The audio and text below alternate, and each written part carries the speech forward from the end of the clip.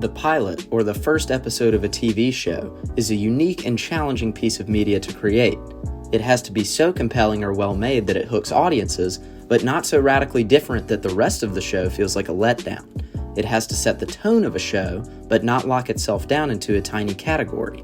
It has to keep audiences comfortable and not turn them away, but have enough uniqueness to justify watching it. There's no perfect way to create a pilot, and there often isn't an easy way either.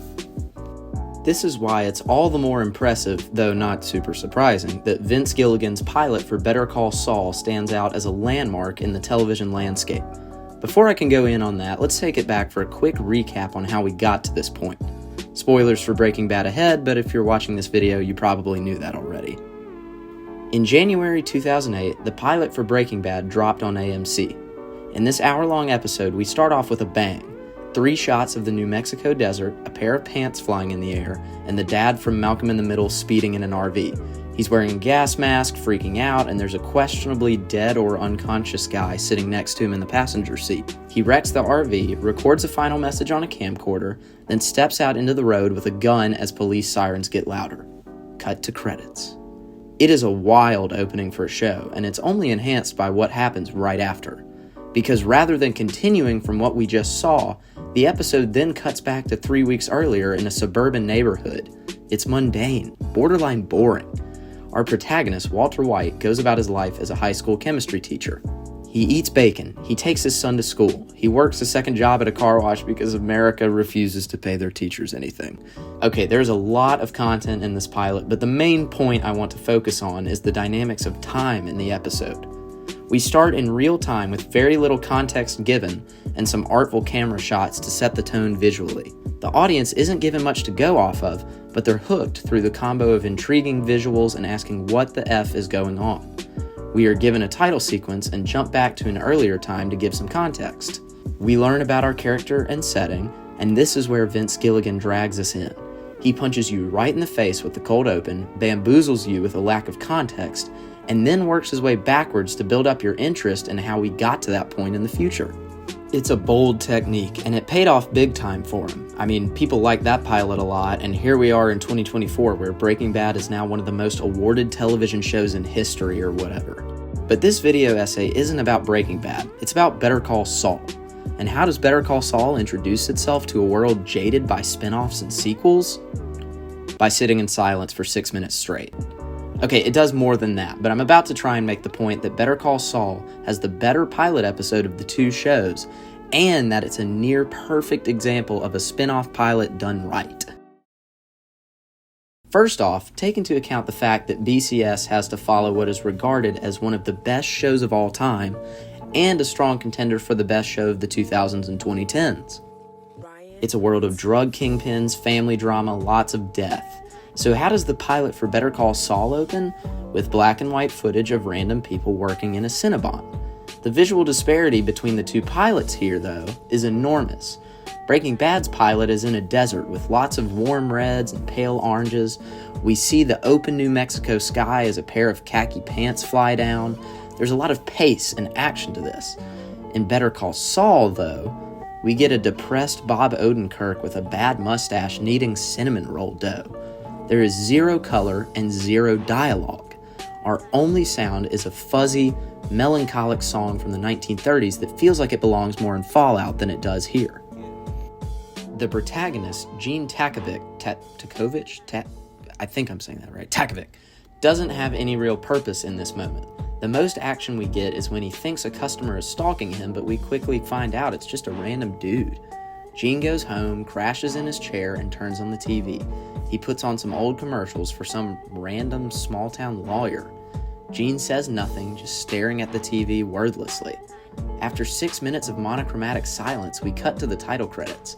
Okay, what kind of intro is that? It does almost nothing to introduce new fans into the series. If you don't know anything about Breaking Bad, this is incomprehensible. But if you do, wow, does this hit hard. Major spoilers for Breaking Bad right here. At the end of the show, Walter White's drug empire is falling apart. He has to escape his life, shed his identity, and leave his family and everything else behind. Saul Goodman is Walt's lawyer and is complicit in this whole operation. He too realizes he needs to abandon his identity and flee the state. In an offhanded, nearly throwaway line, Saul says that his best bet is, best case scenario, I'm managing a Cinnabon in Omaha. wow. Cut to Better Call Saul's pilot, where we see exactly that, and Saul is clearly not better off for it. It hits longtime viewers hard. Seeing a fan favorite character known for being upbeat and quick to make a joke at seemingly the end of his rope. It is painful to watch, and hearing Saul's classic commercial voice towards the end of the cold open just hits even harder.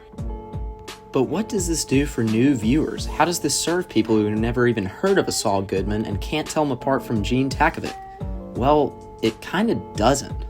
Like I said, you're given very little to go off of in this intro, but it does make you ask questions. Why do we care about a Cinnabon manager in Omaha? Why is a 2015 television show in black and white? Why is there no dialogue? Why is Gene so depressed? What's he listening to? All of these questions draw you in and throw you back to long before Saul even stepped foot in a Cinnabon. Gilligan and the rest of the team have baited the audience with a calculated risk. They know that even if they scare off some viewers with their strange introduction, they can still keep Breaking Bad fans invested and rope in some new fans with the intro's visual innovation. But that's enough about the first 6 minutes. This is an hour-long episode. What does it actually do in terms of the story it's trying to tell?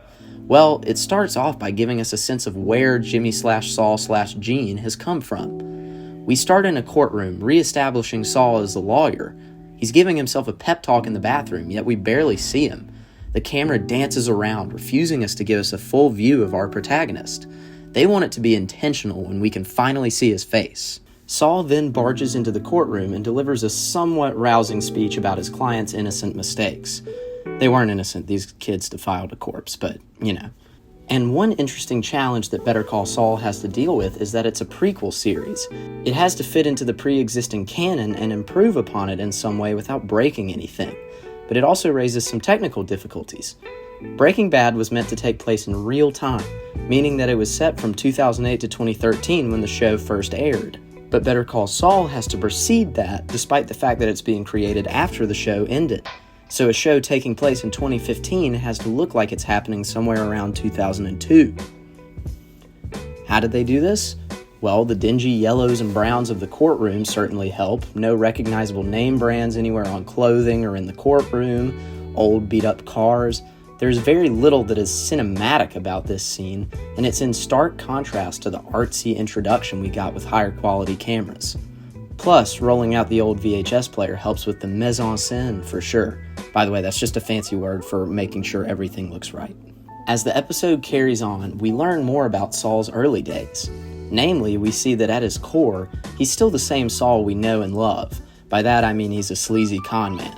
He lies about having an office, he tricks his clients, and he even ends up turning a scam around on these two teenagers so that he gets a piece of their pie. Saul is not super likable by the end of the first episode, and that's intentional. It plays right into our preconceived notions of him as someone who thinks his ends justify his means.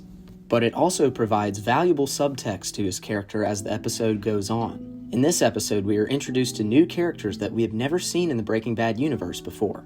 Through the lens of Howard Hamlin, a big-time corporate lawyer, and Chuck McGill, who is Saul/Jimmy's brother, we see a new side of Saul. One that's struggling to pay his bills, one who has a family and clearly cares for them, one who's more than just the smiling, cocky face on a local TV commercial. This dichotomy of Saul's character is a strong factor in what makes this pilot successful. If you've never watched Breaking Bad, this character is probably a little strange. He's a low-rent, unsuccessful lawyer who takes weird cases and delivers grandiose speeches like he were running for president. He's hard to unravel, but in his strange confidence, you're almost forced to like him, or at the very least find him a little bit depressing and want to see where his art goes. If you have seen Breaking Bad, then it provides valuable context to a character whose face we have only seen one side of previously. And this is just within the first episode. There's obviously much more substance as the seasons of the show go on. I didn't even mention the fact that Mike and Tuco from Breaking Bad are in this episode too. So if you're tracking along, this pilot has nailed both visual storytelling and character development. The last thing to talk about here is the episode itself.